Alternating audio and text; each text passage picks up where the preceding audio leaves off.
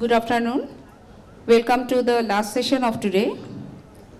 Though this is a nap time, so let's see what these topics we can enjoy. The bulk to vessels, basics and beyonds. I am Dr. Somara, and with me, Dr. Choiti, a session in charge. Choiti, please come.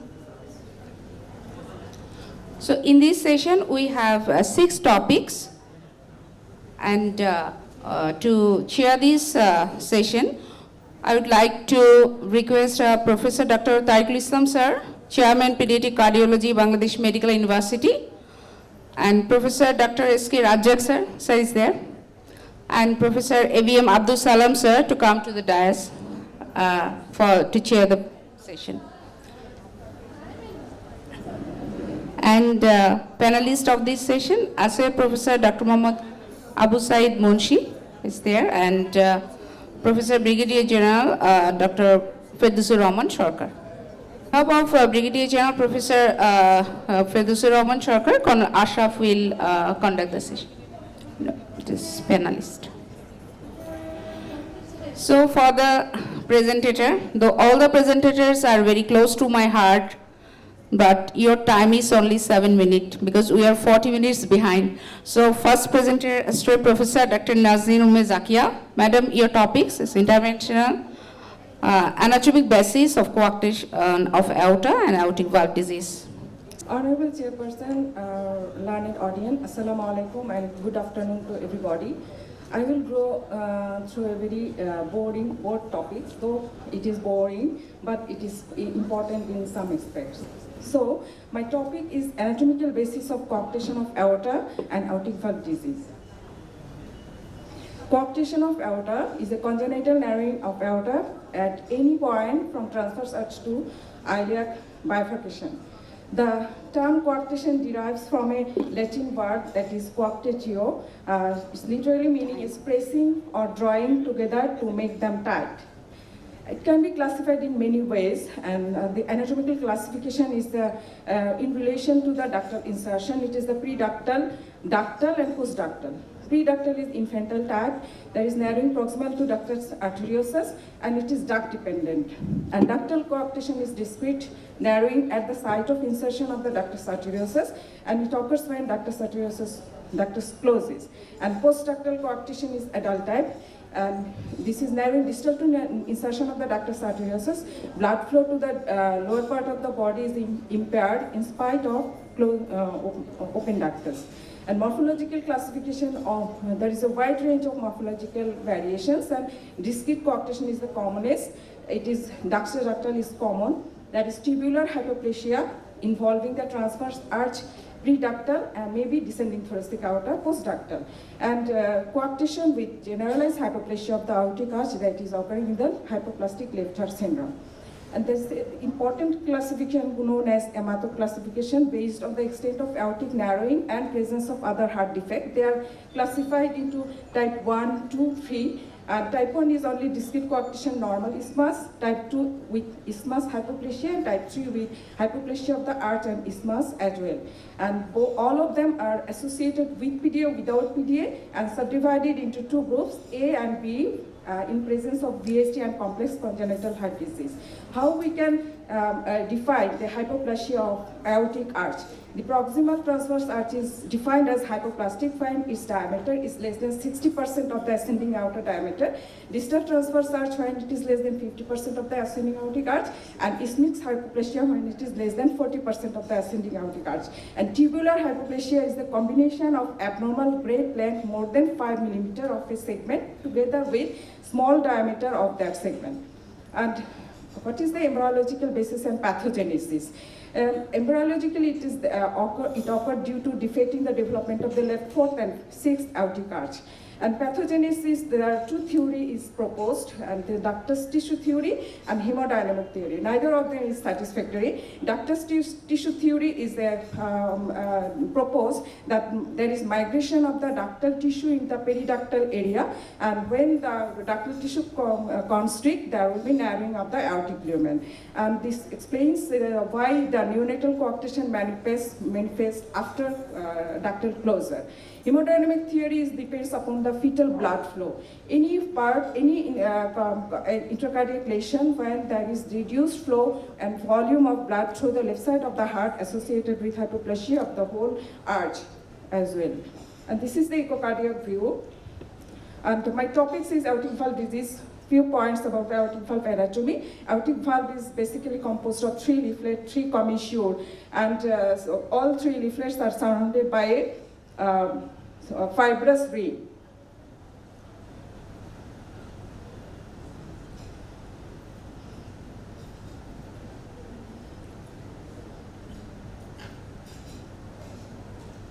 The structure of the cusp is each cusp has a thickened margin attached and free margin. Free margin is called lunule with a central nodular thickening that is called nodule of the Arantius, that is important for tight closure and good opposition. Above each cusp there lies the sinus containing the is called the sinus of Valsalva, it's containing the ostia of the corresponding coronary arteries, and embedded within it is 3 interleaflet fibrous triangle. Aortic reed basically extends from the basal attachment of the aortic valve leaflet to the peripheral attachment of the sinotubular junction. So components are aortic valve leaflet, sinus of Valsalva, interleaflet fibrous triangles. These fibrous triangles is essential for structural integrity and they are potential for development of the aneurysm and dissection. This is the 3-dimensional structure of the aortic root. This aortic root basically 3-dimensionally composed of 3 circular ring and 1 crown-like ring. The circular ring, 3 circular ring is basal ring, sinotubular junction, the anatomical ventricular arterial junction, and the annulus that is formed. This is the virtual ring formed by the joining of the basal leaflet of the 3 aortic valve leaflets. And the leaflets takes the form of a 3-pronged coronate with hinges supporting from the ventricular structure forming the crown-like ring. And this is virtual ring is the basically annulus that is measured for intervention. And this is the echocardiographic view, and we are measuring the annulus in parasternal long axis zoomed view in mid-systole from inner edge to inner edge, and other parts of the aortic is that is sinus of Valsalva, sinotubular junction, ascending aorta is measured in end diastole from leading edge to leading edge. Aortic valve disease basically 2 important, aortic stenosis and aortic regurgitation. Commonest cause of aortic stenosis is the congenital, bicuspid aortic valve, unicuspid or dysplastic. And acquired cause is rheumatic heart disease and age-related calcification of the valve. And aortic regurgitation, same, the congenital is due to bicuspid aortic valve, acquired may be due to rheumatic fever, valvular endocarditis, dissection, and aortic root dilatation like Marfan syndrome. Bicuspid aortic valve is the commonest congenital anomaly of aortic valve, occurs due to partial or complete fusion of 2 of the valve cusps. At the site of fusion, there is a raphe or reed. Majority of them of bicuspid aortic valve are usually hemodynamically insignificant. Only 2% develop significant aortic stenosis or regurgitation by adolescent. Basically, there are 3 types: 70 to 85% cases, that is fusion of the right and left coronary cusp with a raphe, and 2 cusps are unequal in size and horizontal commissure. And second commonest is the fusion of the right and non-coronary cusp, and that is a vertical commissure. And rarest type is the fusion between the left and right coronary cusp. Sorry.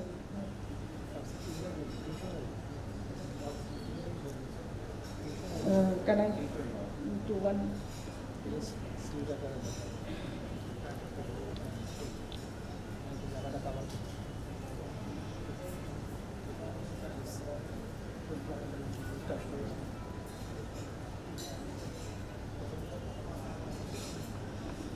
This is the classification is a surgical perspective. It's the same classification. Additionally, there is a pure bicuspid aortic valve. There is no raphe, only 2 cusps. Unicuspid.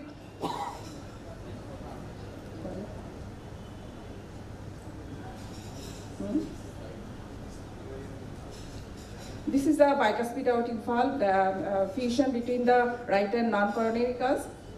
And unicuspid is the complete fusion or partial fusion of the all 2 or all 3 cusps. And unicuspid aortic valve usually presented early in life, particularly in neonatal period with severe critical aortic stenosis, and they are duct dependent. There are two types, acommissural, absence of commissural attachment with a pinhole in the center, and unicommissural and a single posteriorly oriented commissural attachment with eccentric opening, and it is more common. And this is the echocardiographic view of a unicuspid aortic valve. It is the unicommissural type. And supravalvular is narrowing above the aortic valve. Thank you so much. Thank you, madam. It's a very well-prepared slide. Needs actually 10 minutes. Our second presenter, Professor Dr. Abdullah Shahriar, Head of the Department, Pediatric Cardiology, National Institute of Cardiovascular Disease and Hospital, and he will talk on balloon dilatation of aortic valve, tips and tricks. Thank you very much, Shamara Nasrin. Very good evening. I will take the introduction, just time is very constrained. I am Abdullah Shahriar from NICVD Pediatric Department. So this, I'll go straight to my delivery. So the aortic valvoplasty, accounts different mode for children and also for adults. For infant, children, adolescent, this morphology is different from others. I won't go for details. Where more details are being delivered by the books for adults, like senile degeneration, aortic stenosis, conservation bicuspid aortic valve, and rheumatic. So the selection for most of the cases in adult that discounted as adult concept of programs, I am more focusing on the adults cover up.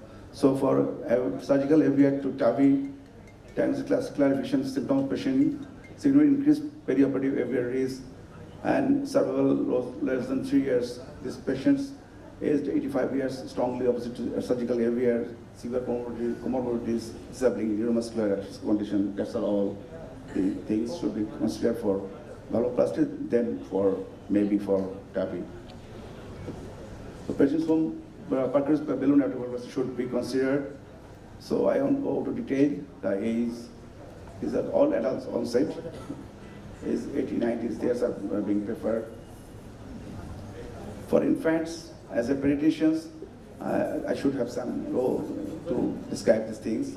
So the patients, the children having ventricular dysfunctions, but and also the patients having normal ventricular dysfunction, but with gradient greater than 80 millimeter mercury peak. There will be ECG changes, symptoms due to AS, and for units, balloon dilatation of if symptomatic or if there is evidence of left ventricular dysfunctions, mild left ventricular hyperplasia, class 1, or if Doppler gradient peak greater than 70 millimeter mercury, class 2A. So how we'll go for the diagnosis of aortic stenosis. These are the key elements: aortic valve area, mean thoracic, transaortic pressure gradient, peak velocity index, and aortic valve area. Low flow gradient is in case with reduced ejection fraction, and low flow stroke volume index less than 75 million ml per meter square. Low vitamin stress echo, and may be used to differentiate the true and pseudo aortic stenosis. So the peak gradients, I go for description, how to measure the aortic annulus during systole, and this LVOT also may be measured for the equation of measurement of the aortic valve. So now I'll go to the straight display of closure of a aortic valve, and then I'll discuss on the tips and tricks. So this is a balloon aortic valvoplasty with a small child, 3 years old.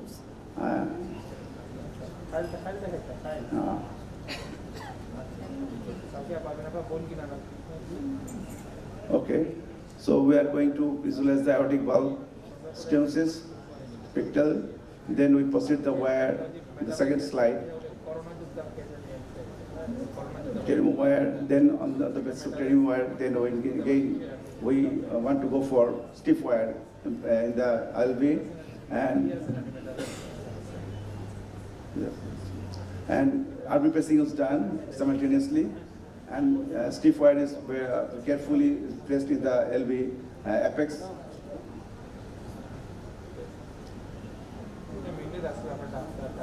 Yes.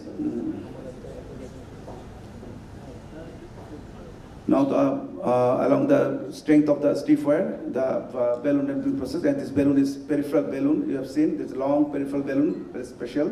It's a low profile balloon, and this balloon is suitable for the little child, as the dia is never gone for ever than 10 millimeter. So if you have any bulb less than 10 or 8, 7, that's suitable for the device, and this device is also very economic, other than other valves, non-compliant valves. Now this is another procedure we have done with jet vent balloon. This is another non-compliant high pressure balloon, and this the aortic valvuloplasty is done successfully along this with this wire assist and then the RB casing. So this is tracing is a unique tracings, and we have seen before aortic valvuloplasty the pressure gradient was near about 50, and after successful valvuloplasty the pressure gradients become near about small same. This is the proven cover up for a successful aortic valvuloplasty by through pressure tracing. It's very important. And now the guide wire selections that we've been very important for this covered up is unique for 0.05 guide wire. Wire stiffness, we should be careful. Pre-shaped loop to loop tip, that is have some longer loop. That type of wire should be chosen, like Safari, Confida, excess tip, apex wire. Unfortunately, we have lack of this refined wire. In a way, wire another pre-shaped option for stability is stiffer wire. Sorry, stiffer wire like excess Lander Quest, Mayer wire, and plus super stiff wire. Actually, and position the wire carefully in the left ventricular apex. Right anterior oblique view, it's an ideal view. Tips for balloon selection, the balloon aortic valvuloplasty. The balloon diameter should be 80 to 90% the aortic valve annulus diameter. Balloon length varies with patient size. New units is for 20 millimeter, older 30 millimeter, older children, adolescent 40 to 55 millimeter. Peripheral balloons may be alternative for small children. Longer balloons advantage because it's less chance of slip out from the device. Annulus balloon inflation should be controlled with diluted contrast, along up to 2/4 inflation for about 5 seconds. When a single balloon is too large to safety, then we can go for double balloon, 2 balloons in front simultaneously, then the pressure will be optimal.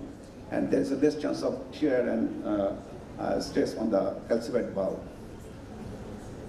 And balloon stability during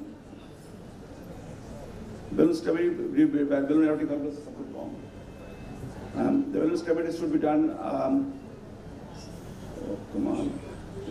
and the pass pressure should be 80 to 180 to 220 beat per minute. To decrease the blood pressure, it will allow to go down the pressure down 50% baseline during the balloon inflation, stabilize the balloon across the aortic valve. Other techniques include pharmacological methods, adenosine or small to transiently reduce cardiac motion. Mechanical methods like using upper stiff guide wires, use of novel non-occlusive balloons that allow blood flow during inflation, increasing stability and potentially reducing the need for rapid spacing. So some spacing at low, minimum spacing is there. The comparative safety of right versus left ventricular pacing, comparative, though we are used to with right ventricular pacing, but left ventricular pacing has been done, and it should be practiced because in case of TAVI, the cardiac interventionalists go for left ventricular pacings, and this pacing has been done by setting the wire in the hammer. Okay, so it's the balloon is then in the case of TAVI, they go for left ventricular pacing. Wire pacing is in the LBB or in the coronary sinus area. So thank you very much for giving me the opportunity to present this case. Thank you. Thank you, sir, for your very informative talk, especially for the students and newcomers in this field will get benefited from this talk. And our third presenter is percutaneous intervention of coarctation and aorta, tips and tricks. And I'd like to request Associate Professor Dr. Rizwana Rima Madam, Head of the Department Pediatric Cardiology, Bangladesh Shishu Hospital and Institute. Good afternoon. Thanks the organizer for allowing me to present on this topic, percutaneous intervention of coarctation of aorta, tips and tricks. Respected chairperson, learned panelists, and my dear audience. My disclosure is I'm not very experienced with this coarctation of aorta procedures, but I will show my experience with you and not all the tips and tricks. So, coarctation of aorta is a narrowing of aorta, typically at the location of the ductus arteriosus, distal to the left subclavian artery, and accounting for 5 to 8% of all congenital heart defects. It was first acknowledged by Morgagni in 1760, and it carries a poor clinical prognosis with a mean age of death at 34 years of age and 75% mortality at the median age of 46, according to a well-documented autopsy study. Transcatheter treatment beyond the neonatal period has become increasingly popular over the past 3 decades, with progression from simple balloon angioplasty to bare metal stent implantation, and more recently to covered stent implantation. The strongest indication for intervention includes a patient with a systemic hypertension, a mean Doppler or peak-to-peak gradient greater than or equal to 20 millimeter of mercury between upper and lower extremities, and anatomically significant coarctation as confirmed by advanced imaging. Additionally, a significant coarctation in upper and lower extremity, peak-to-peak gradient or mean Doppler gradient equal to or more than 10 millimeter of mercury with decreased LV function, aortic regurgitation, or demonstration of collateral around the quad segment.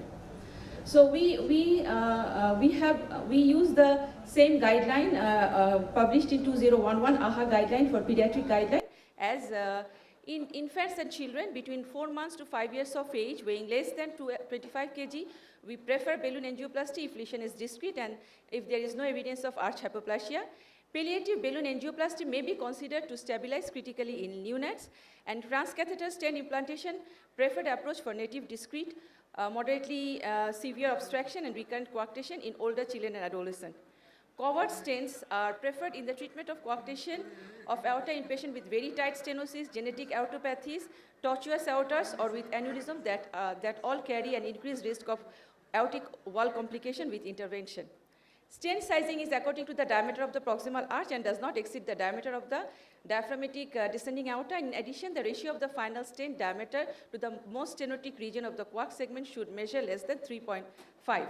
Imaging is critical importance for planning of this technique. MRI and CT before catheterization, fusion imaging, 3-dimensional rotational angiography can be very helpful during treatment. So I will show you some case scenario of ours. The first case is a 16 days old neonat, 2.5 kilo, presented with heart failure, and the child has severe LV dysfunction and severe coarctation of aorta. We can see the severe coarctation of aorta. So you know, though this is not, though recurrence rate of balloon angioplasty of this age is very high, but as the surgeons are not willing to take the patient for surgery, so we do palliative balloon angioplasty with 6 into 20 balloon. So the next case scenario is a 4.5 years old child with a coarctation which is very tight, and it also involves the left subclavian artery, and it was very difficult for us to cross the wire retrogradely. So we have taken the right axillary artery, right axillary artery, and we crossed with the O32 wire, and we did balloon angioplasty with integrate approach using a Tyshak 10 into 30 balloon. And the third case is a 8-month-old child weighing 4.6 kg. The child was having pneumonia, which was impossible to treat, and the child had a large PDA and with coarctation. So we did PDA device closure, and we did some ballooning because at that time it was not possible to put a stent or covered stent. So when the child grown up at 6 years of age, the child developed, after ballooning, the child improved a lot, but he has developed pulmonary, upper limb, lower limb pressure difference and hypertension of the upper limb.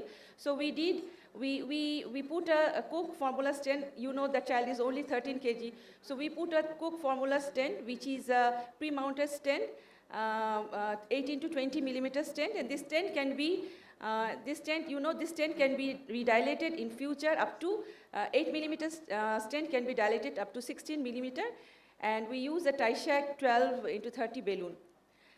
And this is one more patient. This is the last patient.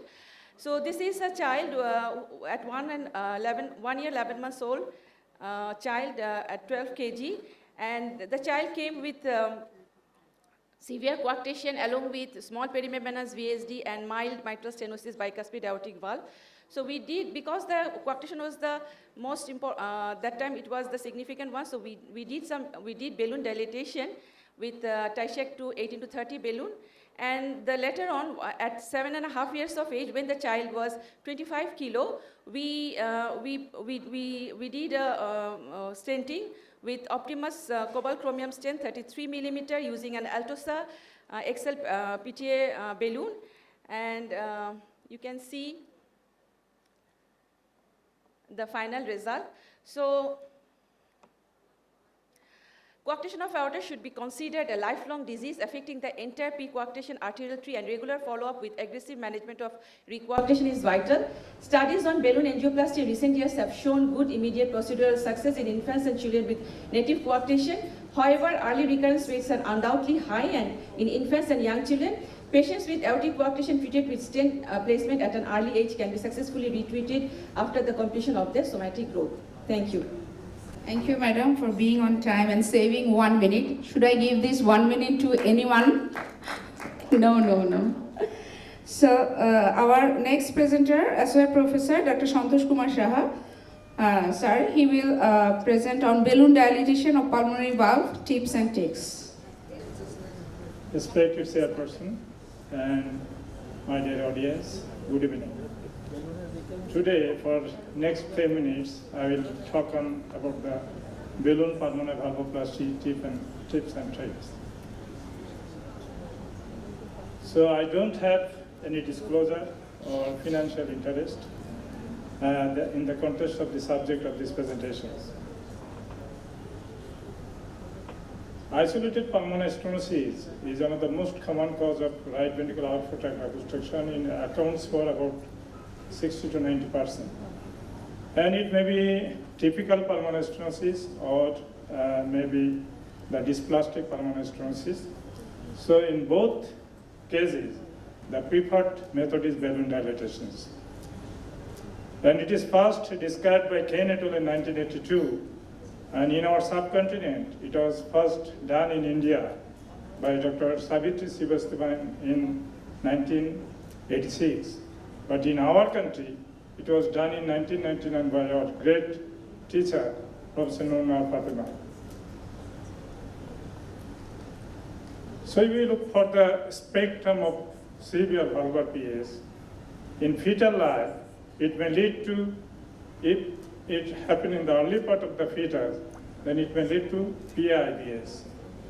And in case of newborn, it may present with a small RV with diet-dependent pulmonary circulation that may cause the critical pulmonary stenosis.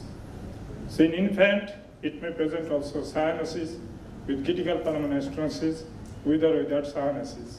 And in older children, the patient may present with or without heart failure.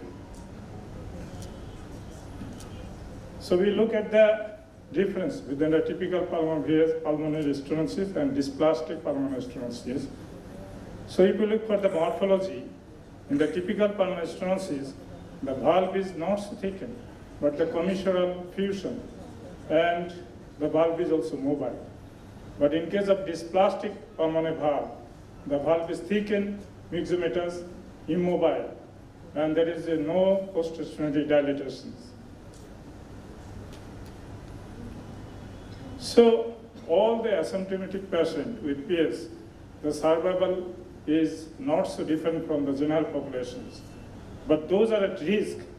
The patient having the severe PS in neonate, infant, or the cardiomegaly, these are increased risk of morbidity and mortality than the general populations.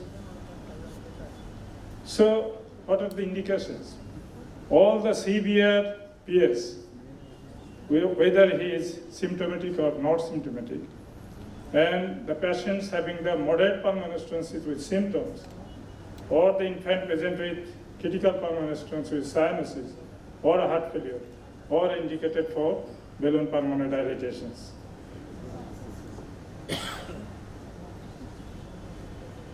So before going to the balloon pulmonary dilatation, we have to meticulously assess by echo.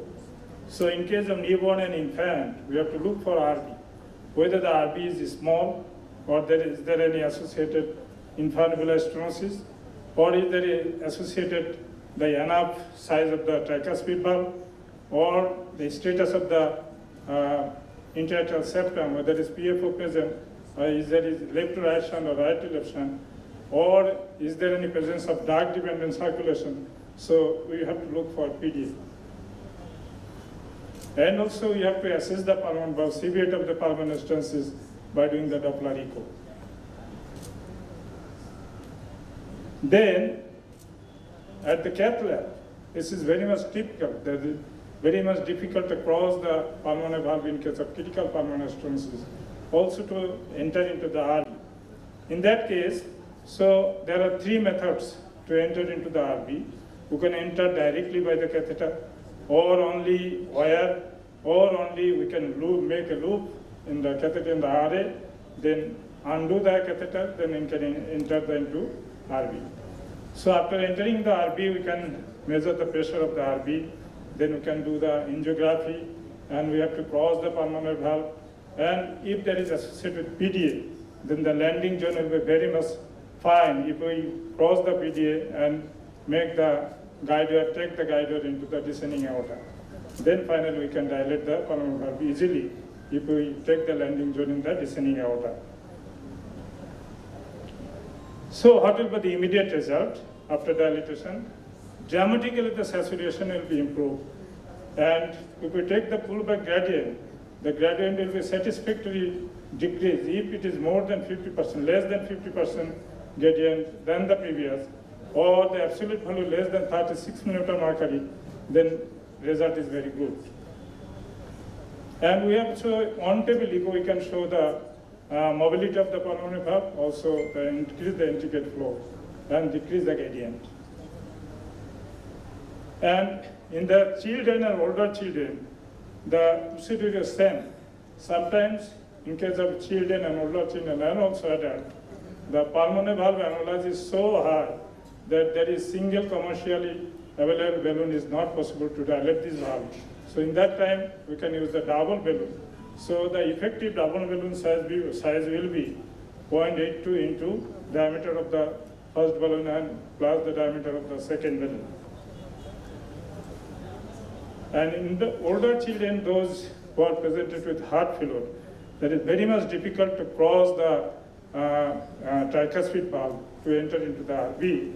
In that case, we can go for jugular access, and also we can dilate this pulmonary valve serially, because when it's effectively dilated by larger balloon, that may cause the post-dilatation pulmonary edema.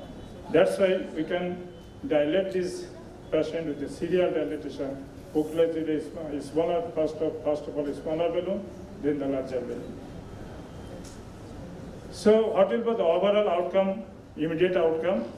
A reduction up to less than 50% of the pre-procedure gradient, or absolute, the gradient will be less than 36 mm mercury, improved oxygen saturation, and in case of neonate, discontinuation of the prostaglandin, and also the gradient RV pressure will be high, will become less than the previous, and if there is a atrial level of shunt, that should be reversed. If there is right to left shunt, it becomes the left to right shunt.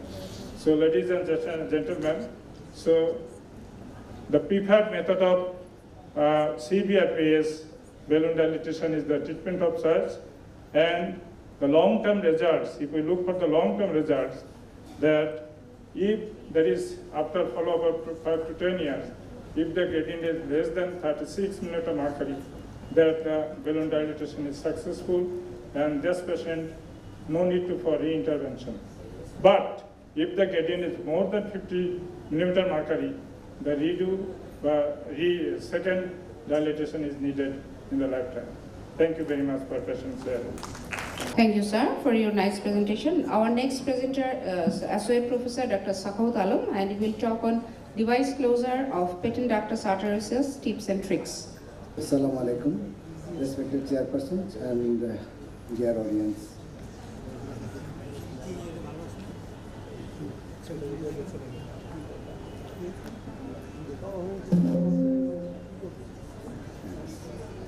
I am Dr. Sakhaut Alam, Associate Professor of Pediatric Cardiology.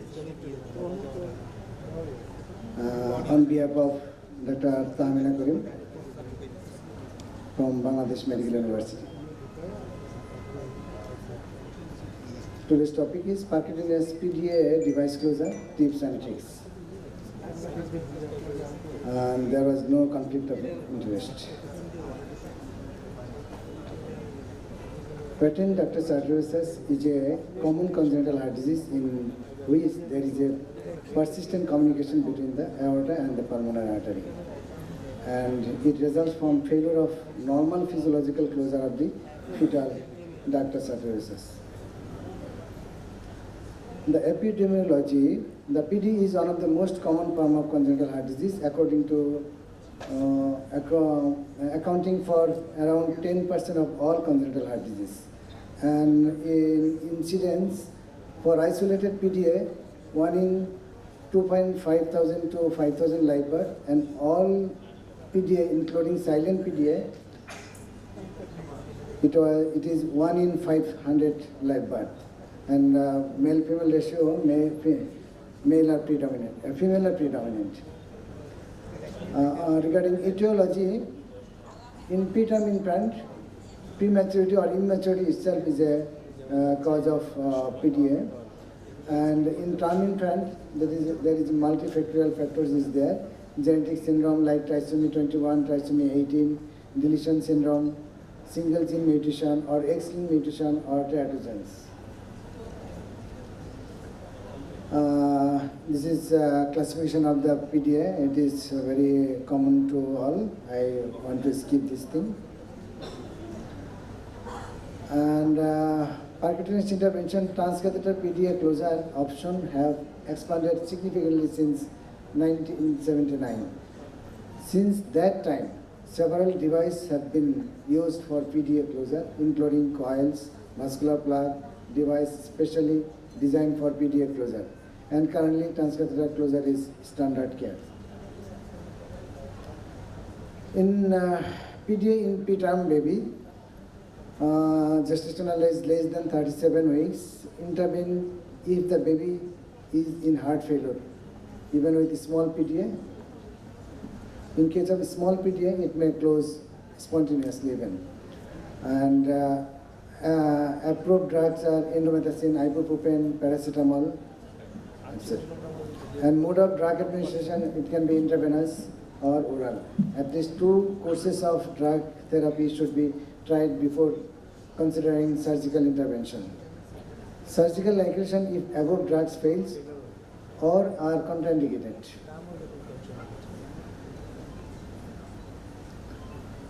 Children and adults, symptomatic patient like sign of congestive heart failure and those with left heart enlargement, closure of hemodynamically insignificant PDA is recommended in the presence of audible murmur, and closure of small PDA without murmur is controversial, though there is a reports of bacterial endocarditis even with silent ductus arteriosus. What is the ideal age of closure the PDA? For larger or moderate PDA, early closure by 3 months, moderate sized PDA by 6 months to 1 year. And for a small PDA, it should be 1 year to 1.5 years. For silent PDA, it is closure not is recommended. For contraindication for PDA closure is like severely elevated pulmonary vascular resistance, failure of pulmonary vascular resistance to fall less than 8 wood units usually. We even with 100% oxygen or isoproterenol therapy, or QPQS of 1.5 to 1.8 at rest that become less than 1 during exercise, and drug-dependent lessons.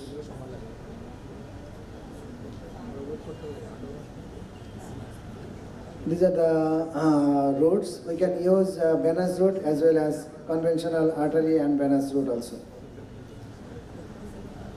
What is the outcome and complications? Complete closure after transcatheter closure exceeds 90 to 95%. And common complications are embolization of the device, disturbance of the flow through the LPA, persistent residual shunting, hemolysis, or femoral arterial or venous thrombosis, or infection. Ductal aneurysm also one of the complications.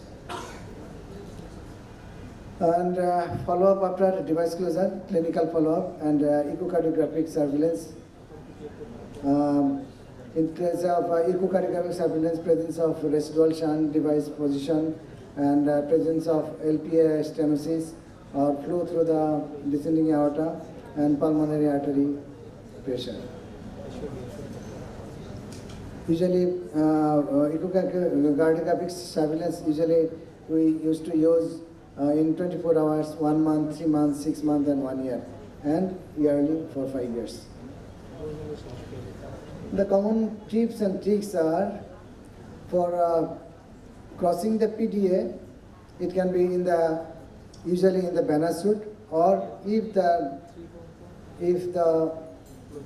PDA is smaller, it can be crossed through aortic route also, and usually used to use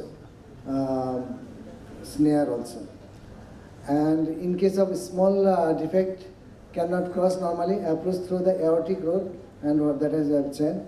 And use of wire, it can be straight wire or J-tip wire also. In case of smaller, suitable is straight wire. Sizing of the device, precise measurement of the length and diameter, including the pulmonary and aortic end. Selection of the device according to the type of the defect, and intraductal deployment, especially infant under 2 years, and PDA of pulmonary hypertension, PDA device closure with balloon occlusion or device occlusion technique, and neonate with low birth weight, usually Piccolo device is suitable. One venous approach PDA closure.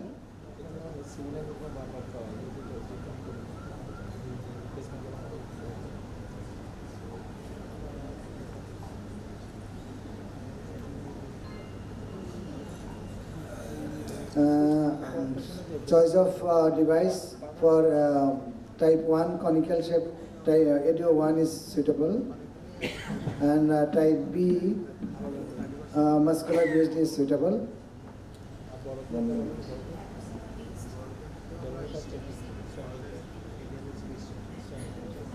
Thank you so much. Thank you so much. After having all basics, let's have some beyond, and this is for Associate Professor Dr. Naruma Alvi Haidar Choudhury, and the topic is closure of coronary fistula, but the time is same. Friends and colleagues, and I am requesting all of you to bear me only for 7 minutes, because I am the bracket closer presenter. After me, there is no one. So those beside me and front of me, sleeping or taking nap, I will request you to make the all eyes to me on my presentation. And I'm going to share a few cases which is managed by team management that today in the morning our Sir Shakil Qureshi told us, and I'm acknowledged to my team, the surgeons, the intensive care, and the strong cardiologist team. Because without their help, we cannot do these challenging cases that we have shared and published in international journal, the aortocameral fistula transcatheter closure of rare complication. We published 3 cases in this. My first case is 36-year who have no secondary cause and he is symptomatic. In echo we found the right sinus is dilated and there is a tract which communicating from the right sinus to right atrium, and if we see the whole channel is like Amitabh Sir's tomato and potato like. It is very spiral and long and tortuous, and we take measurement in different side and we choose did the CT angiogram as well, and we found the tortuosity and the origin and the insertion site along with the ascending aorta is dilated and the coronary is normal. So we took a chance for transcatheter closure and we did the root angiography and shows the tortuous course of this is giant like tract, and we take through retrograde approach and we did the coronary angio also here and we found the normal coronary here, and we did the balloon sizing and it is 24 millimeter, and we take a PTA device 22 by 20 size duct occluder, and we take device and found that there is no residual, there is minimal residual,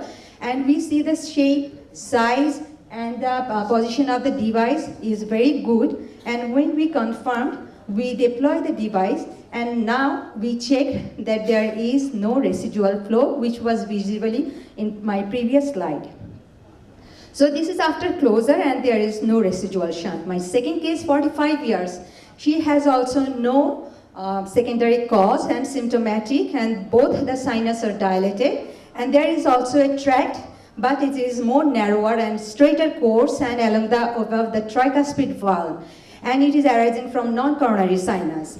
And if we see here also that the tract is communicating from the non-coronary sinus to right atrium that we found in echocardiography. And we made an arteriovenous loop, and through this arteriovenous loop we take the delivery sheath. And there we are very much, we have to check that the surrounding structure like tricuspid valve, chordae, aortic, ascending aorta, there may be injury of the surrounding structure. So we have to be very careful, and we take a device according to the echo size and the angiographic view size, and we take a 16 by 14 size ADO 1 device, and here also we check the device position, and if there is no residual shunt, and after deployment we also check.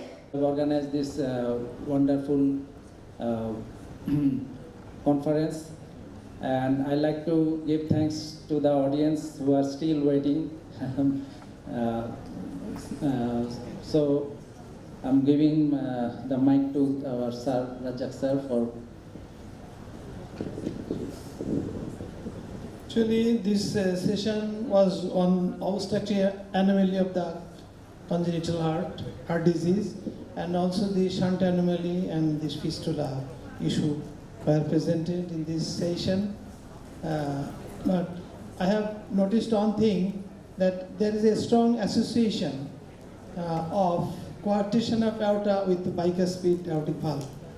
So if anybody get bicuspid aortic valve, look whether there is any coarctation or not. It's a strong association. So we should look after these two together, and it should be evaluated cautiously. And regarding the dilatation issue, under dilatation is expected in aortic site, and serial dilatation for coarctation of aorta, and 100% balloon dilatation, 100% equation dilatation for pulmonary stenosis. Thank you very much. Thank you all the presenters and participants. And Thank you very much. Thank you very much for the all spectacular presentation by 7 of our dashing interventionists of our country. We are really proud of them. They have presented very nicely and elaborately, including from the basics. And excellent presentation prepared by Dr. Nazim Zakia, although it is very basic and many of us do not know even these varieties of pulmonary aortic stenosis and its morphological variation. So second is Dr. Abdullah Shahriar. He has presented nicely different types of use of different types of aortic balloon, compliant, non-compliant balloon, and high-profile, low-profile balloon. And regarding the aortic balloon valvuloplasty, he has nicely described the LV or RV repeat pacing for benefit. I think that will give a valuable information for us. And regarding the Rezona Rima, she always exceptionally very good for his presentation. She nicely described the percutaneous coarctation dilatation with the stent. So next was Santosh, excellent, and Tamina Karim's presentation was also good by Dr. Shakwat Hussain, and finally Naruma, which was also spectacular. Regarding the comments of PDA along with the coarctation. So important thing is you have to locate. Whether it is preductal coarctation or juxtaductal or postductal. So without treating the PDA, opening of the ductus sometimes may be detrimental. It will increase the flow, pulmonary flow. So in that case, you can go for that is the covered stent. That will put one device will solve the two problems. But you have to remember that in that case, covered stent should be redilatable. We have few cases in our NICBD. So these are few comments from my side. Excellent moderation, Naruma. And Sumaira. You are so always beautifully decorated yourself. I cannot differentiate. Shari is, I think, similar color. Thank you, sir. Nevertheless, Soji Borua also amazing. Thank you very much. Oh. Thank you, sir. Thank you, all the presenters, chairperson, panelists. All are requested to collect your crest from side table. Please join them.